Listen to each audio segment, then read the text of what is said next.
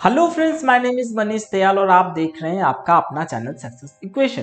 दोस्तों आज हम बात करेंगे बुलिश फ्लैग पैटर्न के बारे में। तो दोस्तों आज के वीडियो में हम जानेंगे फ्लैग पैटर्न क्या होता है, फ्लैग पैटर्न के फ्लैग एंड पोल को आप कैसे ड्रॉ कर सकते हैं, चार्ट पर इसकी फॉर्मेशन कहां पर होती है, कैसे हम बेस्ट टाइप पर एंट्री कर सकते हैं स्टॉक में, एंड हमें हमारे स्टॉप लॉस कहां पर मेंटेन करने चाहिए। दोस्तों हम ये भी जानेंगे कि हमारे प्रॉफिट टारगेट क्या होने चाहिए।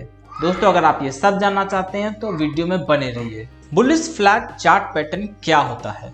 दोस्तों बुलिश फ्लैग चार्ट पैटर्न एक कंटिन्यूएशन पैटर्न होता है स्टॉक में। दोस्तों जब आपके एक तेजी बनी हुई होती है, तेजी के ही टाइम पर ये ज्यादातर चार्ट पर इसका पैटर्न देखने को मिलता है। अब दोस्तों हम जान लेते हैं कि इसे फ्लैग चार्ट पैटर्न ही क्यों कहा जाता है। दोस्तों इसका जो फॉर्मेशन होता है चार्ट पर, ये एक फ्लैग की तरह ही होता है, इसलिए इसे फ्लैग पैटर्न भी बोला जाता है। दोस्तों अब हम चलते हैं चार्ट पर और देखते हैं कि कैसे इस पैटर्न को हम चार्ट पर ड्रॉ कर सकते हैं।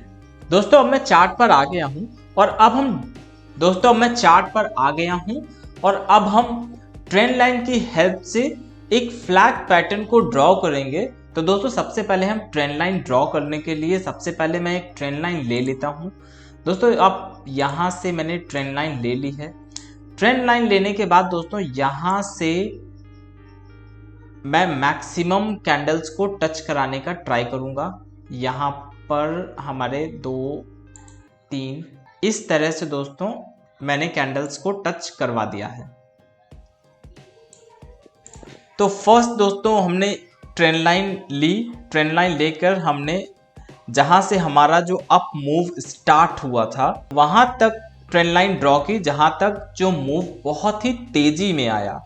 तो दोस्तों इस पॉइंट तक जो मूव था वो आपका बहुत तेजी में रहा था। इसके बाद दोस्तों हम दूसरी ट्रेंड लाइन लेंगे और वो ट्रेंड लाइन भी हम इस तरीके से ड्रॉ कर लेंगे कैंडल्स को टच कराते हुए। अब इसके बाद दोस्तों हम एक और ट्रेंड लाइन लेंगे और हम उस ट्रेंड लाइन को जो भी रेजिस्टेंस कैंडल हैं उनसे टच कराते हुए एक ट्रेंड लाइन खींचेंगे। तो दोस्तों ये जो आप एरिया देख रहे हैं ये हमारा एरिया है रेजिस्टेंस का, जहां पे स्टॉक ने रेजिस्टेंस ली एंड थोड़ा सा डाउन मूवमेंट आई।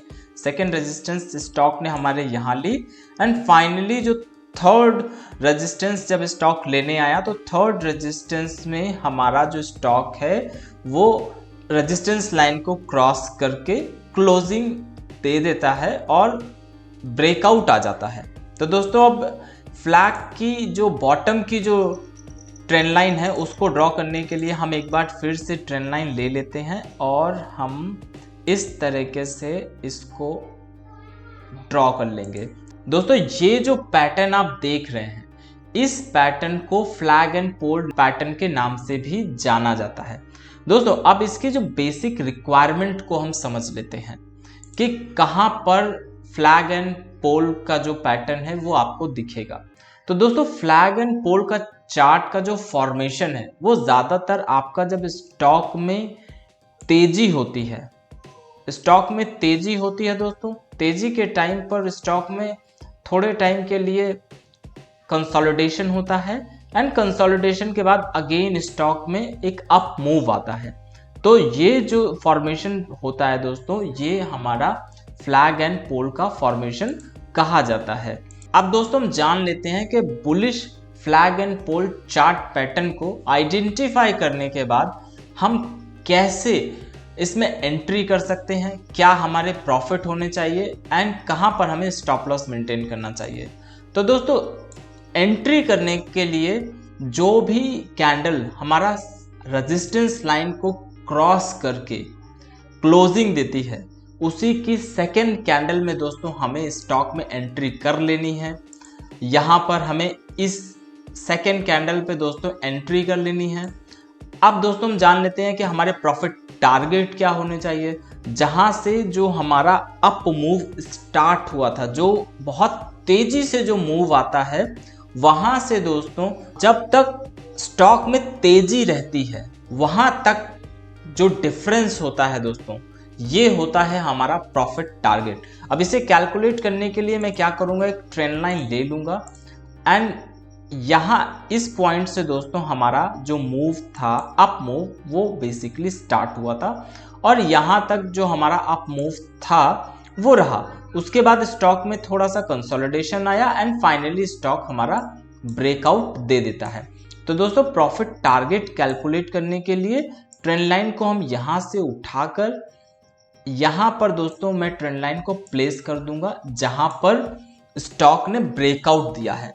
तो दोस्तों यहाँ पर आप देख पा रहे हैं जो हमारे टारगेट हैं वो आसानी से अचीव हो गए हैं। अब दोस्तों हम जान लेते हैं कि हमें हमारे स्टॉप लॉस कहाँ मेंटेन करने चाहिए।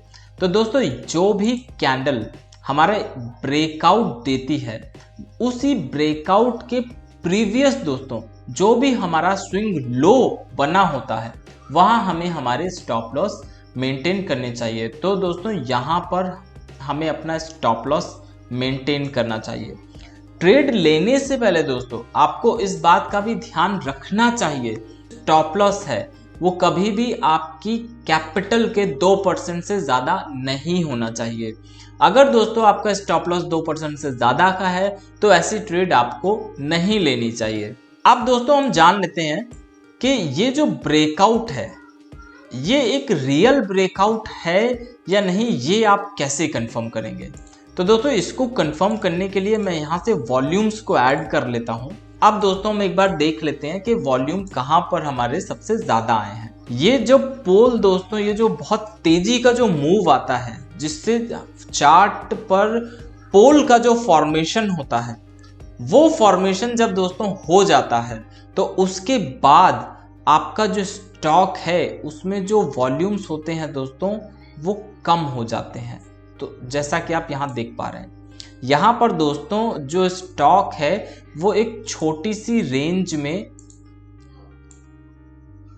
चलता रहता है। जैसा कि आप यहाँ देखेंगे दोस्तों, हमारा स्टॉक यहाँ पे रेजिस्टेंस लिया, यहाँ पे फिर स्टॉक ने सपोर्ट लिया, फिर यहाँ पे स्टॉक ने सपोर्ट लिया, फिर यहाँ पर स्टॉक ने रेजिस्टेंस लिया एंड फाइनली यहाँ पर रेजिस्टेंस को ब्रेक कर दिया। अब दोस्तों ये जो ब्रेकआउट है ये कंफर्म है या नहीं, ये आइडेंटिफाई करने के लिए दोस्तों जो कैंडल ब्रेकआउट देती है उस कैंडल के वॉल्यूम्स को हम प्रीवियस कैंडल से मैच कराएंगे। अगर प्रीवियस काफी कैंडल से जो वॉल्यूम्स हैं वो बहुत ज़्यादा हैं, इसका मतलब दोस्तों जो ब्रेकआउट है वो रियल ब्रेकआउट है और आप अपने प्रॉफिट टारगेट इजीली अचीव कर पाएंगे। तो दोस्तों यहाँ पर अगर आप देखेंगे तो जो वॉल्यूम है दोस्तों, अगर इतने वॉल्यूम मैं देखूं तो प्रीवियस काफ़ी टाइम से बाइंग के वॉल्यूम इतने नहीं आए थे। तो इसका मतलब दोस्तों ये जो ब्रेकआउट है ये सही है। इसके बाद वाली कैंडल पे हमें एंट्री करनी है। इसी वाली कैंडल के प्रीवियस जो स्विंग लो बना है वहां पर हमें स्टॉप लॉस मेंटेन करना है। तो दोस्तों आज का वीडियो आपको कैसा लगा हमें ज़रूर बताइएगा। वीडियो आपको पसंद आया हो तो वीडियो को लाइक करिए, शेयर करिए दोस्तों के साथ और चैनल को सब्सक्राइब करिए ऐसी ही वीडियोस पाने के लिए।